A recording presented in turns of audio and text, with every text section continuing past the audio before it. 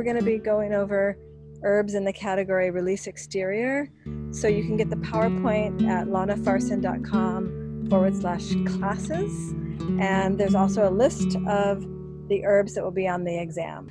I'm at my office today, and I wanted to show you some of the herbs that we're going to be studying. Just key you in on to a couple of them. Here's the categories that we're going to be studying.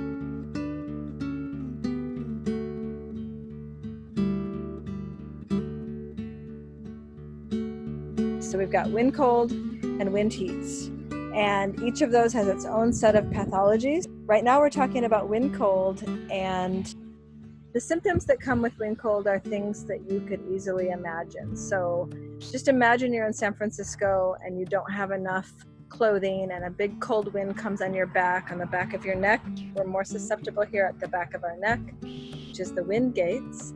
And the symptoms that would come up would be things like tight neck, headache.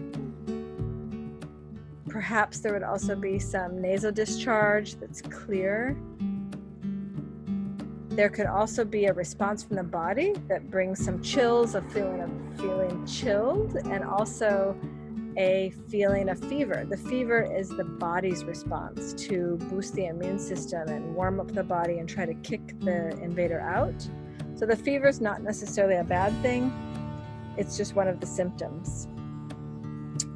With wind cold, we can also see symptoms of sneezing and a little tickle in the throat. There's not going to be a sore throat, but there could be a tickle in the throat, and that difference tells you the difference between wind heat and wind cold. A wind heat would have a sore throat, a wind cold would have just a little tickle.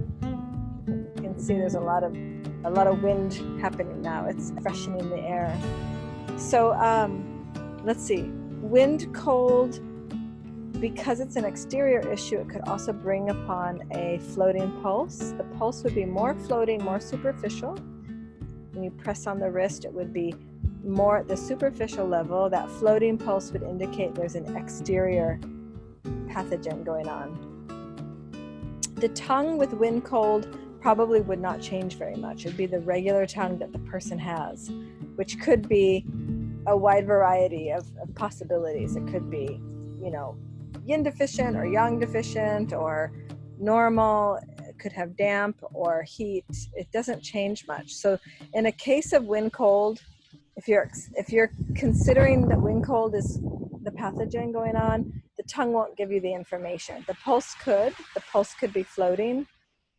You're going to be going by their symptoms. So with wind cold, you really are looking for somebody who has a chill. It's a lot of wind. Oh my gosh. Maybe I'm going to catch wind cold out here. I better have some cinnamon when I go back in the house.